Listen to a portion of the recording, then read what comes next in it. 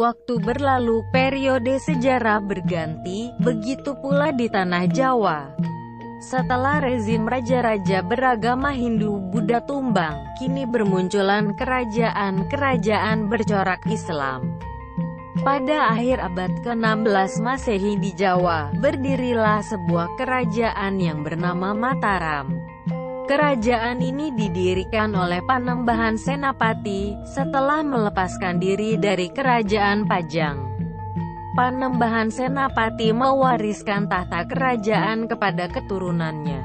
Puncak kejayaan kerajaan ini berada di tangan cucunya yang bergelar Sultan Agung Hadiprabu Hanyakarakusuma yang memerintah pada abad ke-17 Masehi. Sultan ini terkenal dengan keberaniannya melawan VOC yang bercokol di tanah Jawa. Wilayahnya pun membentang luas di separuh Pulau Jawa hingga ke Madura. Namun kejayaan tidak akan bertahan selamanya. Segera setelah Sultan Agung wafat, para pewarisnya mulai berebut kekuasaan. Segala macam konflik internal dan intrik politik terjadi. Bahkan terjadi pula skandal-skandal perselingkuhan yang melibatkan raja dan pangeran. Semua peristiwa tersebut dicatat di dalam naskah babat dan diperkuat pula oleh laporan-laporan dari pihak VOC yang kini telah menjadi mitra Mataram. Berikut sepenggal kisah skandal perselingkuhan tersebut. Setelah Sultan Agung wafat pada tahun 1646, sang putra menggantikan posisinya sebagai Raja Mataram. Dia digelari sebagai Amangkurat I. Sang putra dikenal sebagai raja yang sangat lalim terhadap rakyatnya. VOC yang dulu diperangi oleh ayahnya kini telah menjadi sahabatnya. Bahkan Amangkurat menyediakan kantor khusus bagi VOC di dalam tembok istananya. Amangkurat I dikenal juga dengan sifatnya yang menyukai banyak perempuan. Saat masih berstatus putra mahkota, Amangkurat I pernah menyelingkuhi istri dari Temenggung Wiraguna, pejabat bawahannya di keraton. Hal tersebut membuatnya dimarahi oleh ayahnya, Sultan Agung. Perangai bejatnya itu semakin menjadi saat ia naik tahta.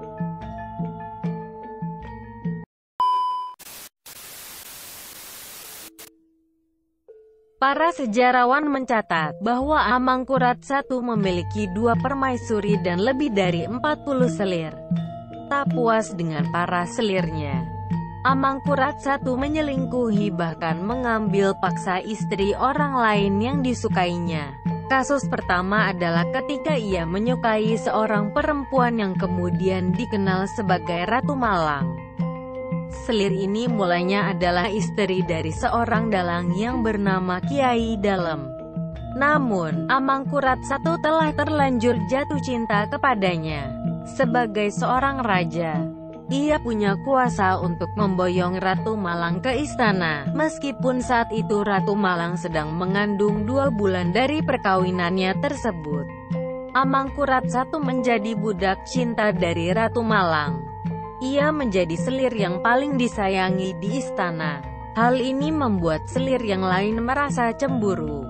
Ketika Ratu Malang wafat dalam kondisi yang tidak wajar, Amangkurat I menuduh para dayang-dayang dan pelayan istana telah meracuninya. Ia kemudian mengurung mereka di dalam kamar gelap tanpa diberi makan hingga meninggal. Kehilangan Ratu Malang membuat Amangkurat I dirundung kesedihan. Para punggawa kerajaan mulai mencari selir baru yang dapat mengobati kesedihan sang raja. Di Surabaya, mereka bertemu dengan gadis cantik yang bernama Rara Oyi. Karena masih cilik, Rara Oyi dititipkan pada keluarga bangsawan menunggu usianya matang untuk dijadikan selir. Namun, putra dari Amangkurat I yang bernama Raden Mas Rahmat ternyata juga jatuh hati pada Rara Oyi. Raden Mas Rahmat tinggal di Surabaya bersama kakeknya Pangeran Pekik setelah ibunya meninggal dunia. Raden Mas Rahmat yang seusia dengan Rara Oyi dipertemukan oleh Pangeran Pekik dan keduanya saling jatuh cinta. Mengetahui kisah asmara sang putra dengan calon selirnya membuat Amangkurat I marah besar. Dia kemudian memerintahkan prajuritnya untuk menghabisi sang mertua beserta para pendukungnya di Surabaya. Raden Mas Rahmat diampuni dengan syarat ia harus membunuh kekasihnya itu. Akan tetapi, Raden Mas Rahmat lebih memilih kekasihnya dibandingkan sang ayah. Raden Mas Rahmat kemudian bersekutu dengan pemberontak dari Madura yang bernama Trunajaya untuk menggulingkan tahta ayahnya. Pada tahun 1677, Raden Mas Rahmat menggantikan ayahnya yang wafat dalam pelarian di Tegalarum dengan gelar Amangkurat II.